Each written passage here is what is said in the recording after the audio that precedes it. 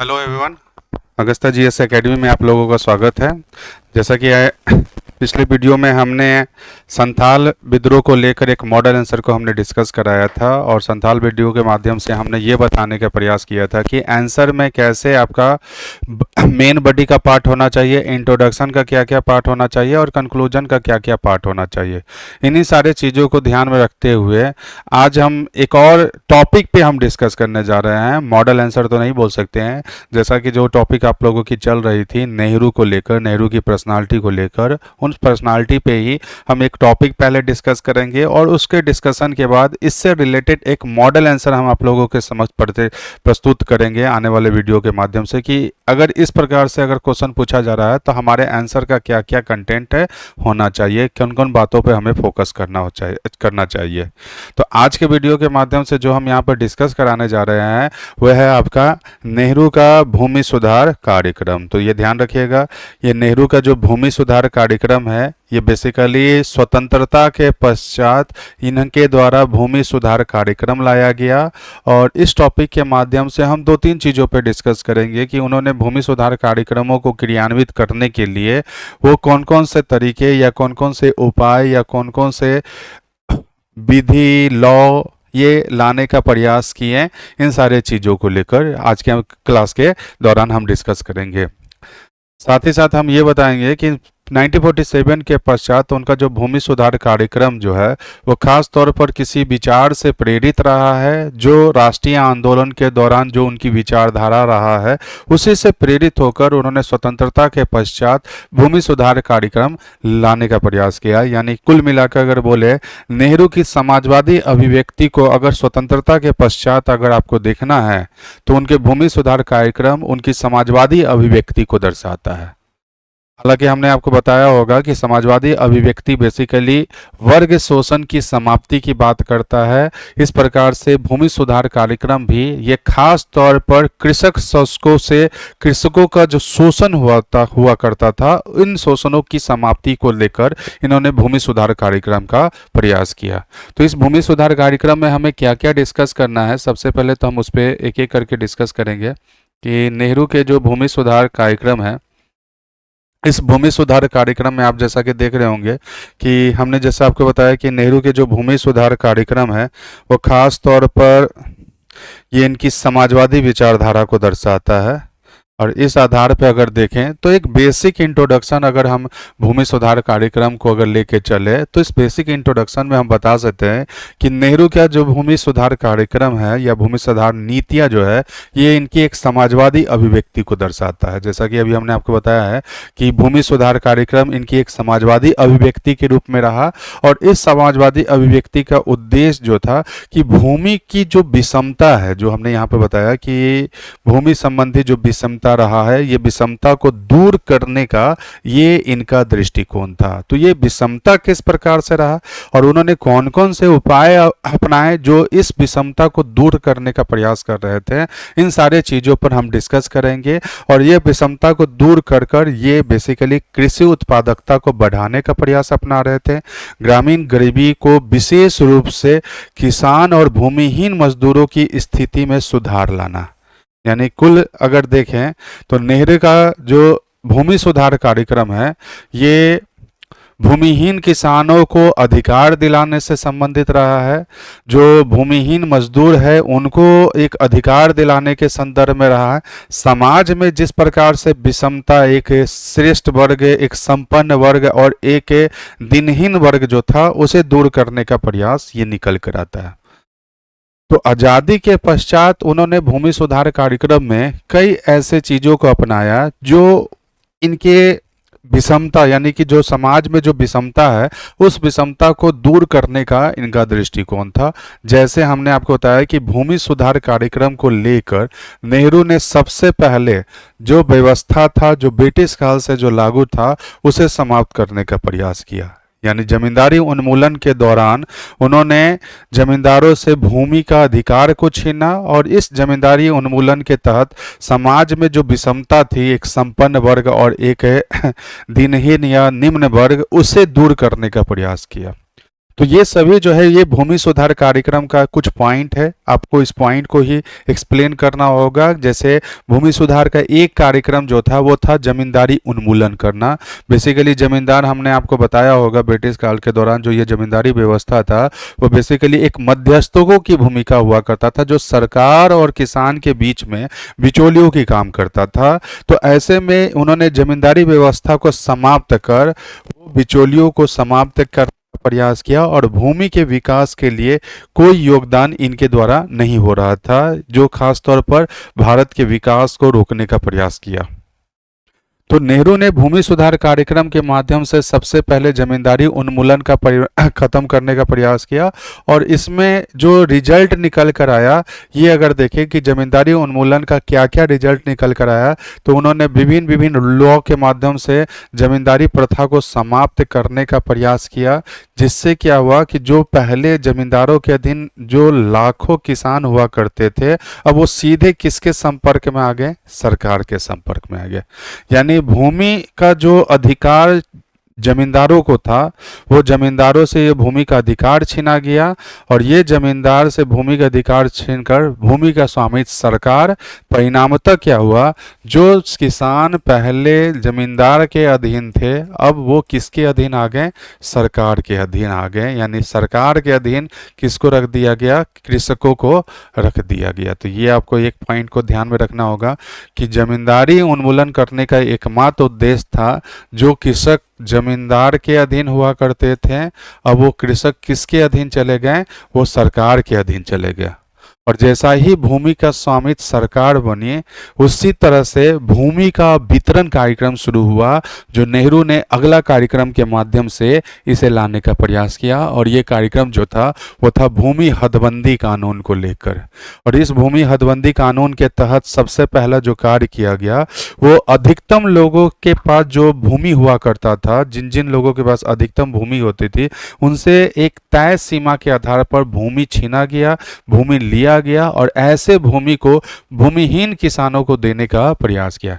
तो भूमि सुधार कार्यक्रम का जो हमने यहाँ पे बताया कि भूमि सुधार कार्यक्रम का उद्देश्य क्या है, तो किसी परिवार में अधिकतम सीमा तय करना, यानी किसी परिवार में भूमि का अधिकतम सीमा क्या होना चाहिए, और अतिरिक्त सीमा जो अतिरिक्त जो भूमि है, उस भूमि को किसको दे देना चाहिए? भूमिहीन किसानों को या खेतीहर मजदूरों को। तो ये ध्यान रखिएगा कि हदबंदी कानून का एकमात्र उद्देश्य था, जिनके पास अतिरिक्त भूमि है उनसे भूमि लेना, और उस भूमि को भूमिहीन किसान या खेतीहर मजदूरों को देने का, ये उसका उद्देश्य था। और इस व्यवस्था को क्रियान्वित करने के लिए आप देख रहे होंगे कि उन्होंने कई ऐसे लॉ लेकर आए जो यह व्यवस्था को क्रियान्वित करने का प्रयास कर रहा था। जैसे हदबंदी कानून को लाना, ये हदबंदी कानून के तहत भूमि छीनने का अधिकार लाने का प्रयास किया गया। हालांकि यह एक समस्या उत्पन्न कर दिया नेहरू को लेकर। जो भूमि छीनने का अधिकार था, ये बेसिकली एक संपत्ति के अधिकार का उल्लंघन को दर्शाता है, जो मौलिक अधिकार का ही एक पार्ट था। और इस समस्या के समाधान करने के लिए नेहरू ने संपत्ति के अधिकार को मौलिक अधिकार से क्या किया? निकाल दिया। परिणामतः क्या हुआ, ये समस्या ने क्या, ये जो हदबंदी कानून जो लाया गया था, इसने संपत्ति के अधिकार यानी कि मौलिक अधिकार और भूमि छीनने का अधिकार जो था वो राज्य का था, और राज्य से रिलेटेड कोई भी मुद्दा जो होता है वो नीति निर्देशक तत्वों के बीच में लाने का प्रयास किया जाता था। तो नेहरू ने इस समस्या के समाधान करने के लिए, जो समस्या उत्पन्न हुआ कि नीति निर्देशक तत्व और मूल अधिकारों के बीच में संघर्ष, इस संघर्ष को दूर करने के लिए सर्वप्रथम मौलिक अधिकार से संपत्ति के अधिकार को हटाकर उसे 9वीं अनुसूची में रख दिया गया। और 9वीं अनुसूची में जैसा ही रखा जाता है, वहां पर न्यायिक पुनरावलोकन की कोई ऐसी रूपरेखा नहीं होती है। तो ये मुख्य रूप से अगर देखें तो ये न्यायिक संरक्षण देने का प्रयास किया गया, ये था आपका 9वीं अनुसूची के रूप में। अब इसे क्रियान्वित करने के लिए जो हमने बताया, हदबंदी कानून बेसिकली क्या था? अधिकतम भूमि को छीन कर भूमिहीन किसानों को देने के लिए और इसे क्रियान्वित करने के लिए विभिन्न विभिन्न कानून लाया गया, जिसमें अधिकतम भूमि के स्वामित्व की समय सीमा तय की गई कि इतनी ही भूमि होनी चाहिए और इससे अधिक भूमि सरकार द्वारा मुआवजा देकर अधिग्रहित कर लिया गया। यानी जिनके पास अतिरिक्त भूमि थी उनको मुआवजा देकर सरकार ने उस भूमि को अपने अधीन किया और ऐसे भूमि को उन्होंने भूमिहीन किसान या कृषकों को देने का प्रावधान लेकर आया। तो ये एक रूप निकल कर आया। हालांकि हमने इसमें एक पॉइंट और मेंशन किया है कि ये व्यवस्था जो आया, ये व्यवस्था ने नेहरू के समक्ष कई चुनौतियां उत्पन्न की। जैसे यह व्यवस्था पूरी तरह से सही ढंग से लागू नहीं कर पाए क्योंकि भूस्वामियों ने उस अतिरिक्त भूमि को उन्होंने क्या किया, अपने परिवार के ही सदस्य को वो हस्तांतरण कर दिया। तो ये एक चुनौती थी नेहरू के बीच में, नेहरू के समक्ष, और इस चुनौती को उन्होंने आने वाले समय में भी दूर करने का प्रयास किया। तो इस प्रकार से ये भूमि सुधार कार्यक्रम का एक पक्ष आप देख रहे होंगे, हदबंदी कानून लाकर वो भूमि सुधार लाने का प्रयास कर रहे थे। देन भूमि का पुनर्गठन भी अगर देखें तो ये भी एक भूमि सुधार कार्यक्रम था जो नेहरू के विजन को दर्शाता है, जिसके तहत उन्होंने चकबंदी व्यवस्था लाने का प्रयास किया, जिसके अंतर्गत जितने भी छोटे छोटे जो भूमि हुआ करते थे उसे अपने अधीन लेकर उसे सहकारी भूमि के रूप में, कोऑपरेटिव फार्मिंग के रूप में तब्दील करने का प्रयास किया। इससे क्या हुआ कि लोगों की आत्मनिर्भरता भी बढ़ना शुरू हुआ और ऐसे कोऑपरेटिव फार्मिंग के तहत आप देखिएगा कई सहकारी समितियों का भी संगठित करने का प्रयास किया गया ताकि वो संसाधन और उपकरणों और मार्केटिंग की सुविधा, विपणन मतलब मार्केटिंग की सुविधा को सामूहिक रूप से कर सके। ये आप लोग भी पढ़े होंगे पॉलिटी में, कोऑपरेटिव फेडरलिज्म को लेकर।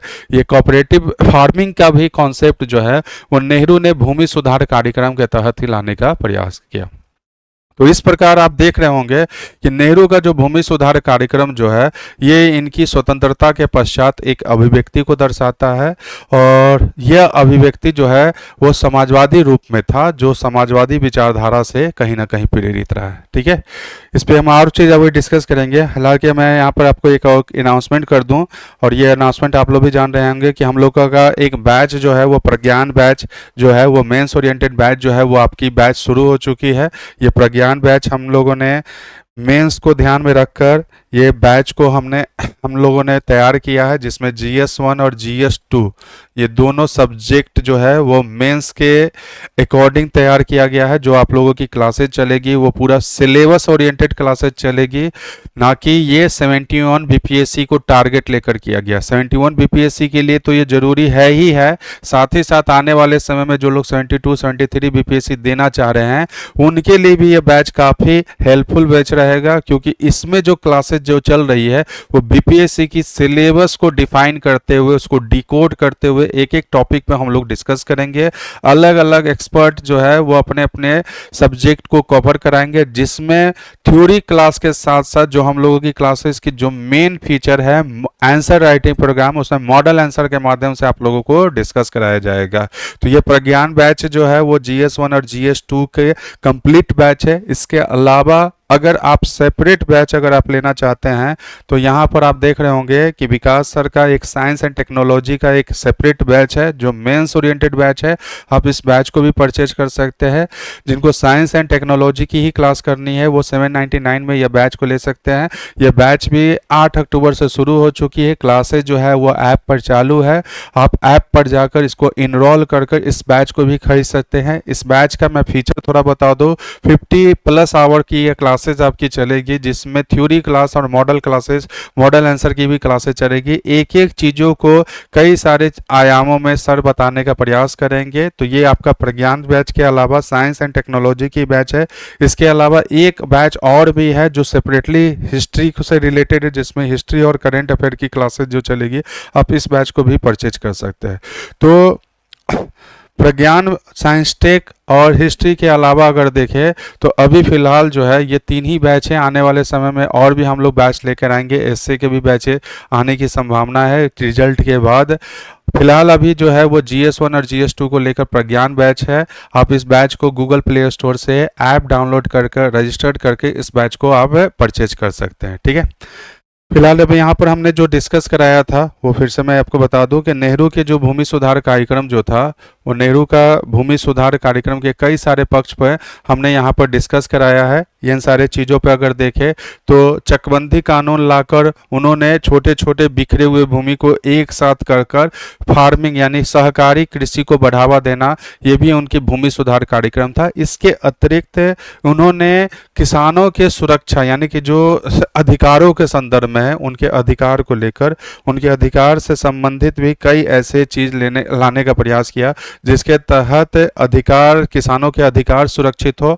जिसके तहत सबसे पहला तो ये भूमि की किराया में जो भू राजस्व का जो आज के जो आप लोग सुने होंगे कि जो दिया जाता था मालगुजारी, उसकी किराया में उन्होंने कमी करने का प्रयास किया। भूमि के स्वामित्व को अधिकार देने का प्रयास, यानी कि भूमि के जो अधिकार उन्हें मिला था भूमि हदबंदी कानून के तहत, उससे किसानों को फिर से बेदखल ना किया जाए भूमि से, इसके लिए उन्होंने कई कठोर कानून लेकर आए जिसके तहत किसानों के अधिकार को सुरक्षित रखना, जो उनके स्वामित्व के अधिकार को दर्शाता है।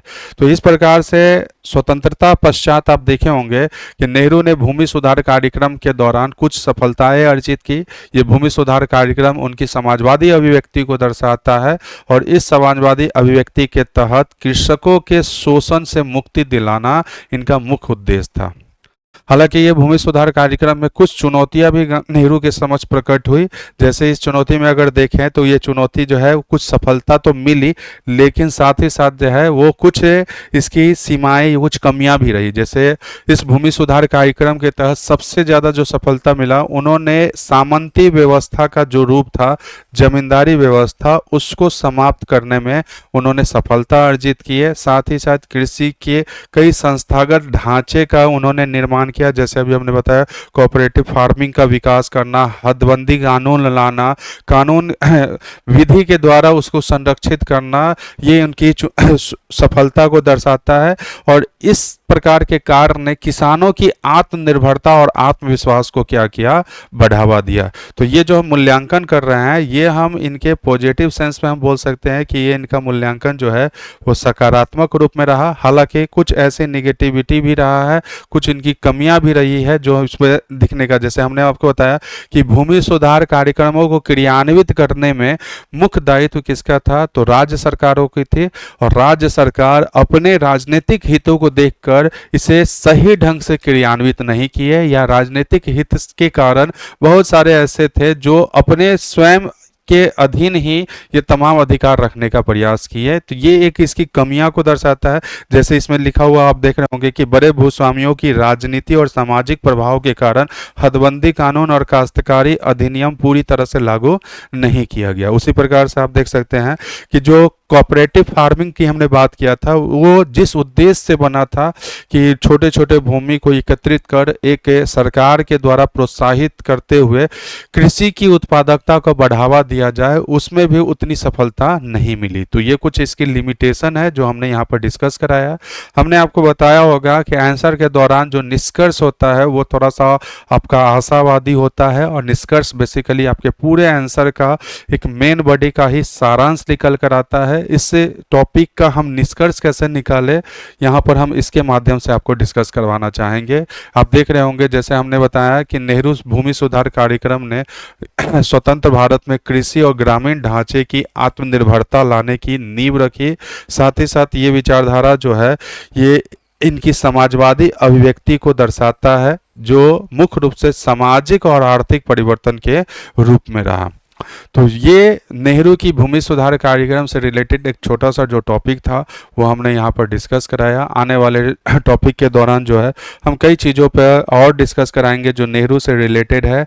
नेहरू से संबंधित कई सारे पक्ष है जो भी हमने डिस्कस ही नहीं कराया, जैसे नेहरू के समय में जनजातीय विकास, नेहरू के कृषि कार्यक्रम, नेहरू के विज्ञान और प्रौद्योगिकी, यानी नेहरू काल में विज्ञान और प्रौद्योगिकी का कैसे विकास हुआ। ये सारे चीज़ों पर, आने वाले टॉपिकों पर आने वाले समय में हम सब पे डिस्कस करेंगे। फिलहाल आज जो हमने टॉपिक डिस्कस कराया है वो है नेहरू का भूमि सुधार कार्यक्रम, जो स्वतंत्रता पश्चात उनकी एक महत्वपूर्ण पहल को दर्शाती है। स्वतंत्रता पश्चात उनकी कई ऐसे पहल है जो हम आने वाले टॉपिक पर डिस्कस करेंगे। मैं फिर से ही आपको एक बार अनाउंस कर दूं कि हम लोगों का एक बैच जो है वो प्रज्ञान बैच जो है वो शुरू हो चुकी है, जो पूरा मेंस ओरिएंटेड बैच है। आप प्ले स्टोर पे जाकर अगस्ता जीएस एकेडमी का ऐप डाउनलोड करिए और वहां जाकर ये मेन कोर्स प्रज्ञान बैच को आप परचेज कर सकते हैं, जिसमें पूरा GS1 और GS2 की जो सारे टॉपिक आपको कवर कराया जाएगा मॉडल आंसर के साथ ही साथ। मैं आप लोगों को बता दूं, इसके अलावा जो है इस कोर्स की जो फैसिलिटी है, सबसे ज़्यादा जो फैसिलिटी मैं यहाँ पे बात कर रहा हूँ, तो फैकल्टी के अलावा जो है यहाँ पर स्पेशल जो फीचर जो है इस कोर्स का वो है आपका मेंटोरशिप प्रोग्राम, जिसके तहत ये जितने भी मेंटोर्स जो है वो आपको 1 to 1 जो है वो आपको गाइड करेंगे। आपके तैयारी के दौरान जो जो कमियां हैं उन सारी कमियां को आपको बताएंगे, चाहे वो आंसर राइटिंग से रिलेटेड हो, चाहे वो टाइम मैनेजमेंट से रिलेटेड हो। उन सारी चीज़ों पर इन मेंटोर्स के माध्यम से आप लोगों को गाइड किया जाएगा। फैकल्टी तो गाइड करेंगे ही, साथ साथ ये मेंटोर्स भी गाइड करेंगे।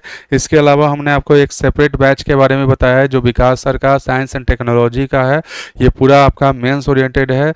आप इस बैच को भी परचेज कर सकते हैं, जिसमें साइंस एंड टेक्नोलॉजी की ही क्लासेस चलेगी। इसके अलावा जो हम यहाँ पे बात कर रहे हैं, एक बैच आप लोगों का हिस्ट्री का भी सेपरेटली बैच है, जिसमें मॉडर्न इंडिया और आर्ट एंड कल्चर की क्लासेस चलेगी।